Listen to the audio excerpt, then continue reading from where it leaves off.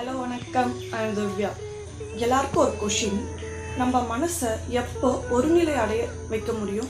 Songs கேட்கும்போது, தியானம் பண்ணும்போது, இல்லை புக்ஸ் படிக்கும்போதா? கண்டிப்பாக இதில் எது செய்யும் போதும் மனசு ஒருநிலை அடையாது. நம்ம தியானம் செய்யும்போது அப்போ தான் நிறைய கற்பனைகள் நமக்குள்ளே வந்து போகும். சாங்ஸ் கேட்கும்போது அதுக்கு ரிலேட்டடான நிறைய ஸ்டோரிஸ் ஞாபகத்துக்கு வரும். புத்தகம் படிக்கும்போது நம்ம படிச்சுட்டே தான் இருப்போம், ஆனால் நம்ம மைண்ட் வேறு எதையோ யோசிச்சுட்டு இருக்கும். பட் ட்ராயிங் பண்ணும்போது கண்டிப்பாக நம்ம மனசு எங்கேயும் அலைப்பாயாது. காரணம் என்னென்னா, நம்ம ட்ராயிங் பண்ணும்போது அதை மட்டும்தான் நம்ம மைண்டு ஃபுல் ஃபோக்கஸ் பண்ணும். சப்போஸ் வேறு எதையாச்சும் நம்ம யோசிக்க ஆரம்பிச்சிட்டோன்னா நம்மளை மீறி அது ட்ராயிங்காகவே வராது. ஸோ மொத்த ஃபோக்கஸும் நம்ம அதுக்குள்ளே கொண்டு போகும். ஆமாம் தானே? நான் நிறைய அப்செட்டாக இருக்கும் போதெல்லாம் ட்ராயிங் வரைவேன்.